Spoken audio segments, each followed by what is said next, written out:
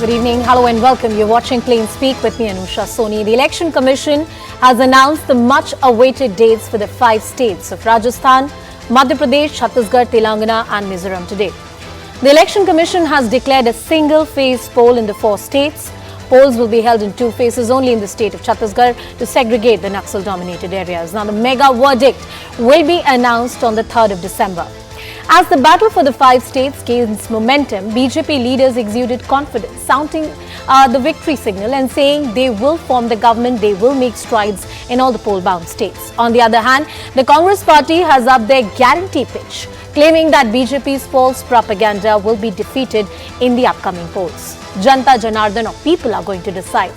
Experts are watching this election very closely as it's being touted as the precursor or the big semi-final before the final of 2024. The verdict in the state polls could well signify which bloc holds the edge over whom. Countdown begins for the December 3 and your headquarters is CNN News 18. Our focus on Plain Speak tonight.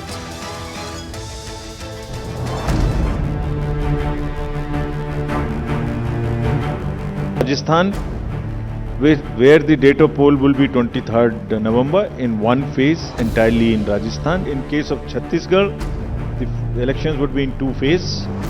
The date of poll would be 7th November and 17th November. Madhya Pradesh, this coincides with the second phase of Chhattisgarh and date of poll would be 7th November. Telangana would go last to the poll and date of poll is 30th November. अब तक उनके उम्मीदवार तक तो मैदान में नहीं है। कांग्रेस में आपस में सिर्फ फुटबॉल मची। जीतेंगे कि नहीं जीत रहे हैं आप लोग मध्य प्रदेश? 100%, 101%। चुनाव के उत्सव, प्रजातंत्र के सबसे बड़े उत्सव की घोषणा का भारतीय राष्ट्रीय कांग्रेस की ओर से हम स्वागत करते हैं। चुनाव आयोग ने जो चुनावी कार्यक्रम का निर्णय किया है, मैं उसका स्वागत करता हूं। और मेरा तो चुनाव आयोग से आग्रह रहेगा कि एक बार उन्हें पुनर्विचार करना चाहिए। आप 3 दिन पहले करिए या 2-3 दिन बाद में करिए, निश्चित रूप से इस पर चुनाव आयोग को एक संज्ञान लेना चाहिए।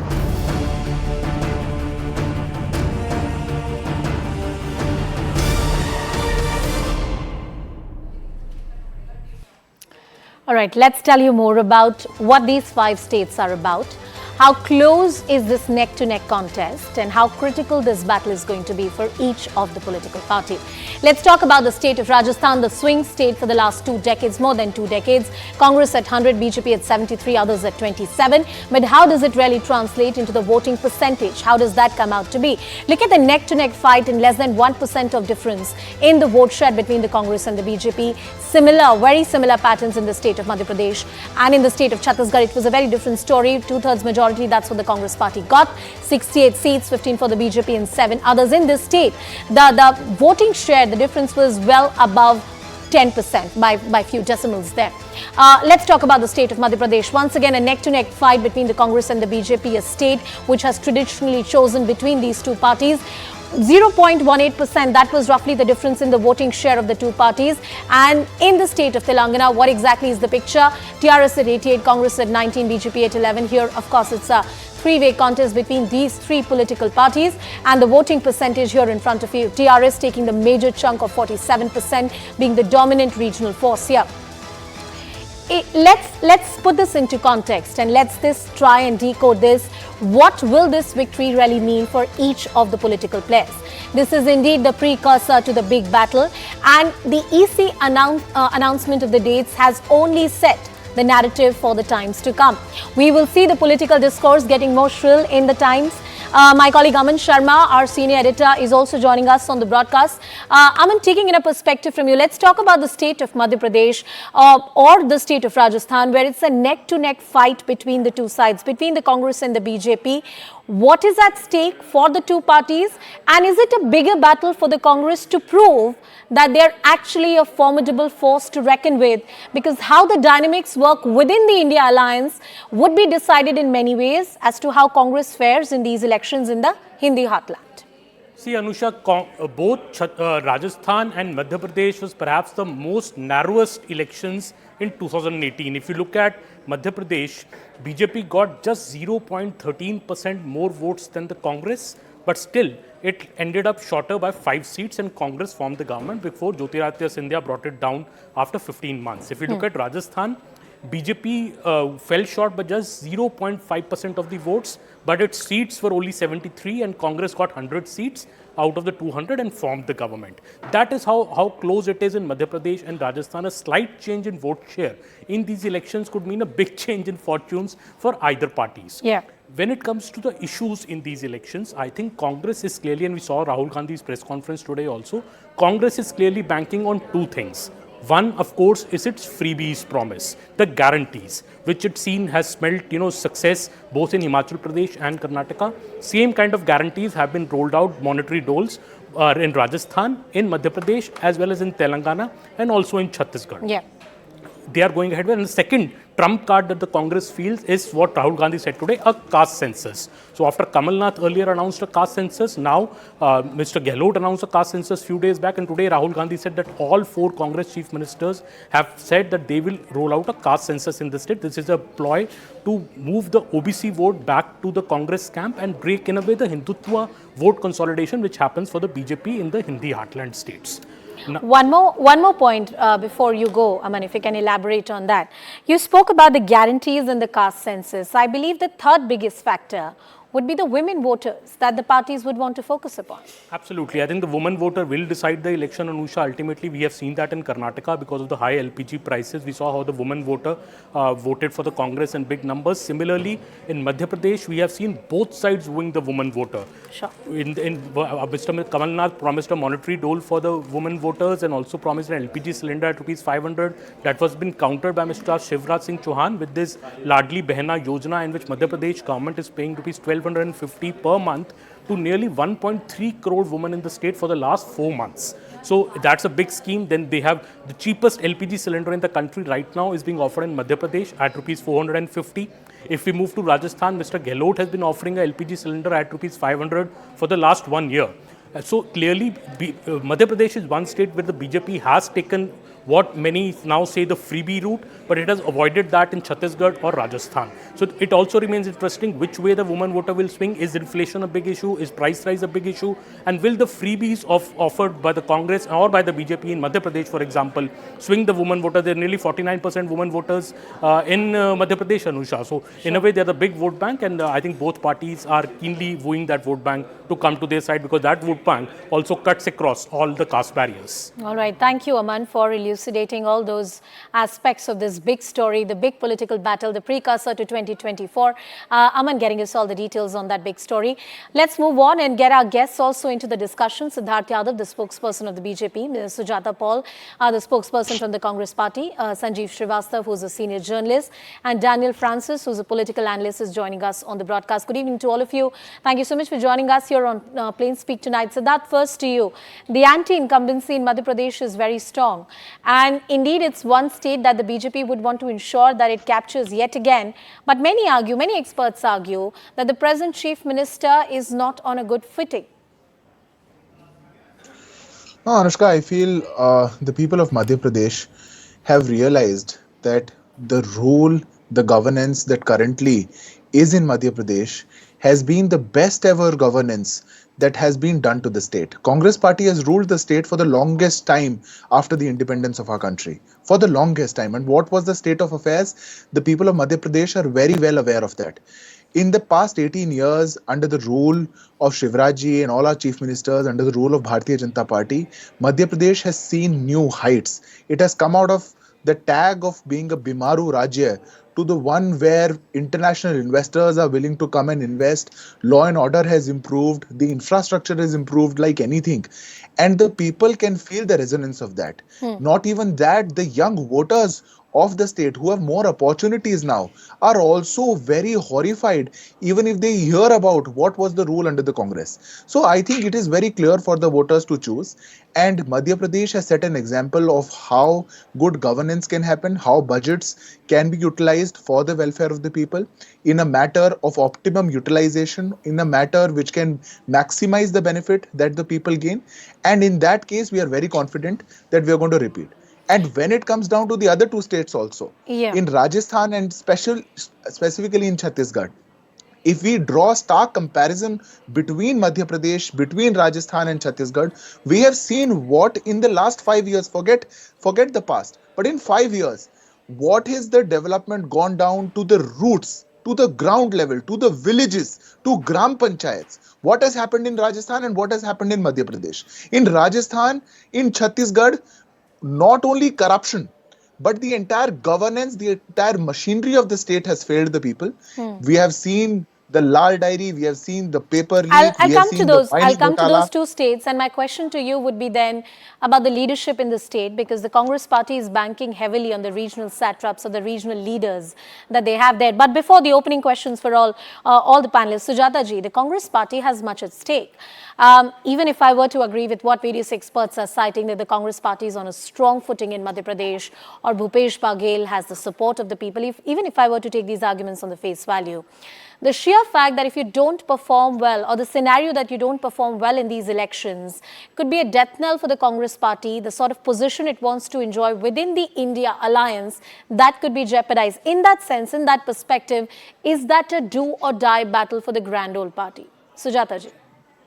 This is the country which is a social welfare state. And that's why when we are talking today about the elections in these 5 states, this is clearly going to give an indication as to what is going to happen in 2024 Lok Sabha. The BJP is going to be routed out. And why do I say it? We just spoke about Madhya Pradesh, and I was really amused because parliamentarians are being fielded over there. Kailash Vijayvargiya says, I don't want to contest elections. And the BJP spokesperson is talking about the governance model. The governance model is truly there. The Mahakal corridor corruption is out there for everyone to see. The Mahakal corridor, which was begun during the time of Kamal Nath ji. The government was brought down. The BJP was not in governance over there. They brought down the Congress party government. The paper leak issues have plagued the government over there, the people over there, and the youth especially. If you look at the Vyapam Ghotala, which has been going on and on and on, and that is the hallmark of the BJP rule for all these years that they have been in Madhya Pradesh. Of course, people have been cheated big time.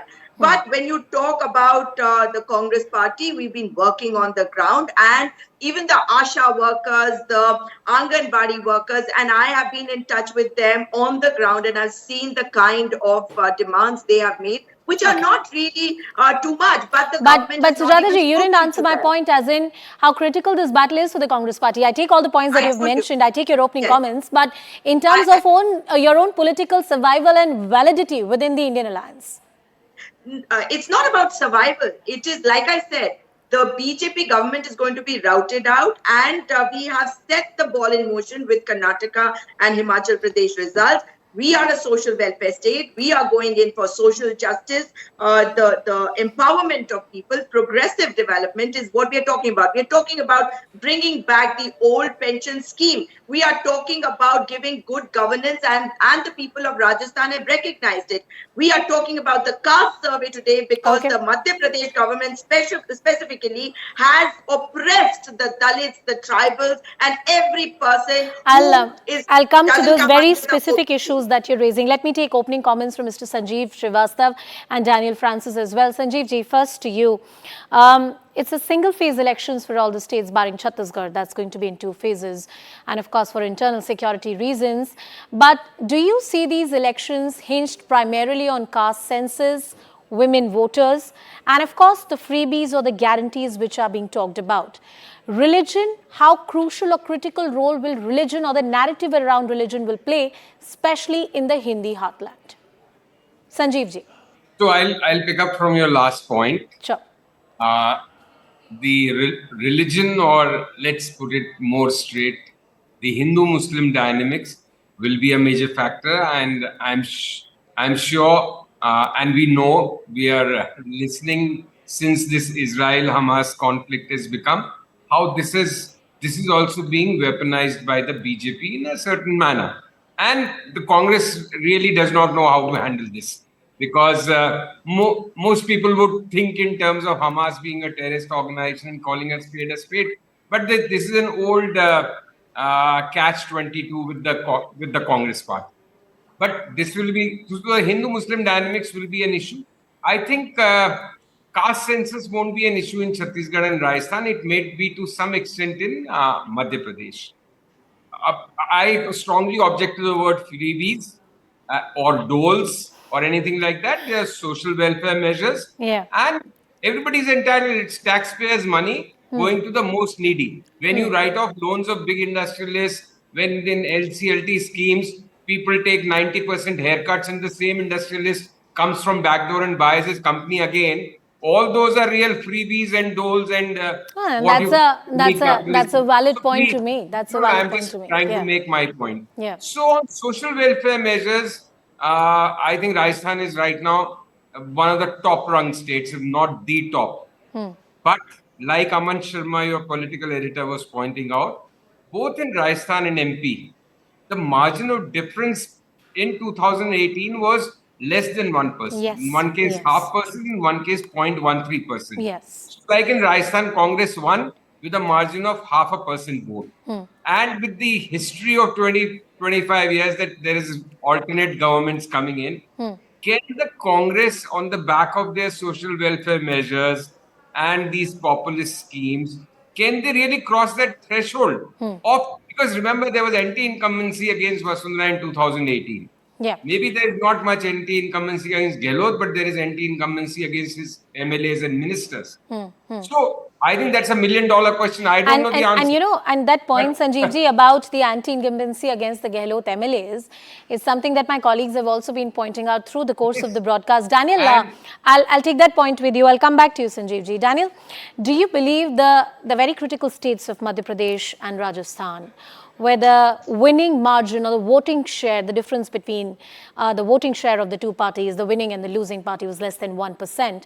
And that is the reality of the voting system that we follow in this country. How critical these states are for the Congress and the BJP.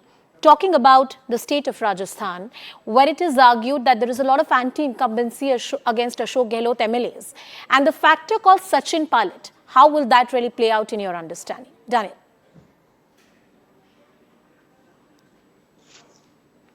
Daniel, am I audible to you? Can you hear me? Yes, I was on mute. Sorry. Yeah, please go ahead. Political history in Rajasthan shows us that the governments have almost alternated between the Congress and the BJP.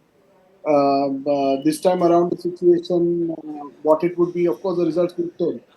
But there are, if we have to analyze something today, what these states would look like after elections, we need to talk about the X factors.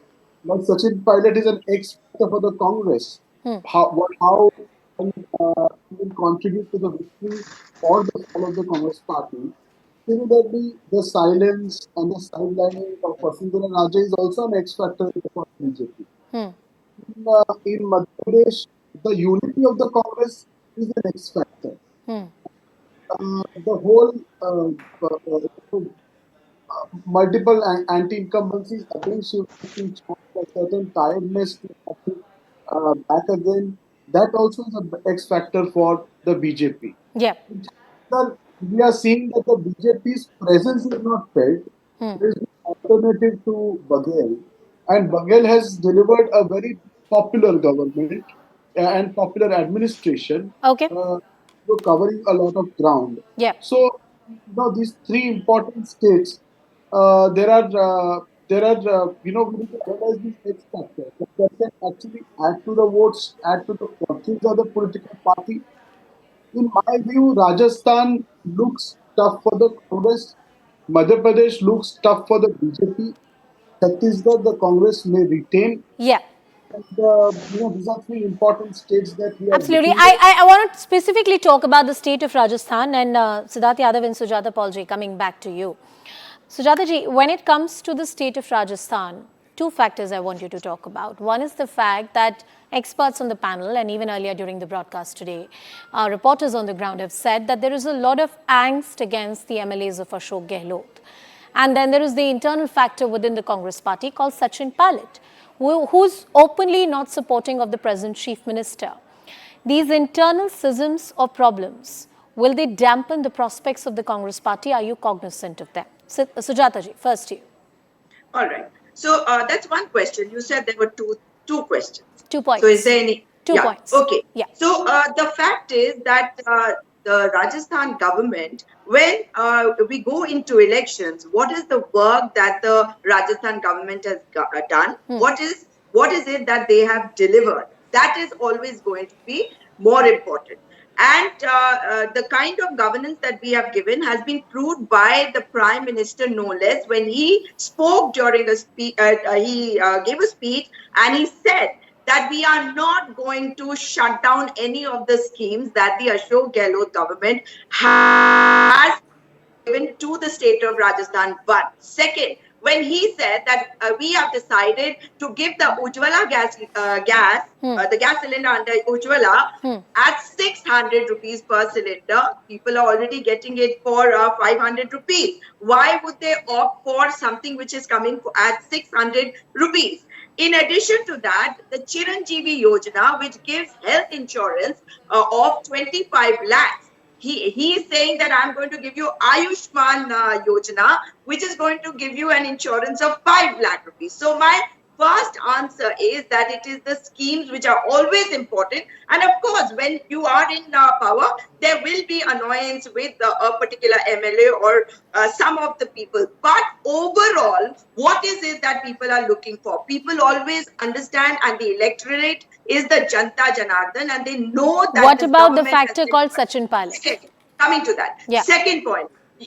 This is a narrative which has been put into existence itself by the BJP, and they would like people to believe that Sachin Pilot is not on board. But if you look at any meeting which is happening in Rajasthan right now for elections, Sachin Pilot is there. There was a point when Sachin Pilot was openly threatening a dharna or a protest of sort against the present Rajasthan government because they had not done certain investigation against the BJP leader, including Vasundhara Raje. And the open defiance was something that was taken into cognizance by the party high command as well. This is not something purely created by the BJP or certain sections of No. I was going to answer that, Anusha ji. I was going to answer that. Yeah. That, of course, in the minds of people, there would be questions as to what happened earlier as far as Sachin Pilot was concerned.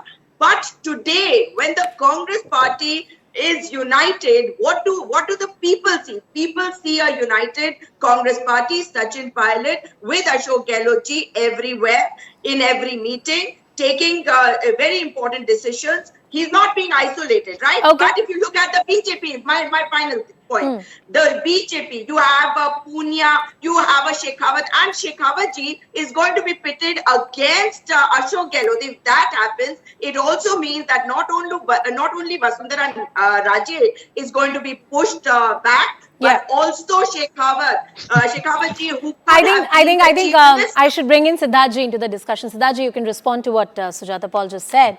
But do you actually have a strong regional face like Ashok Gehlot to pitch against Ashok Gehlot from the BJP? Because there are various accounts which argue that Vasundhara Raje does not enjoy the kind of support from the central leadership like various other, state leaders really have.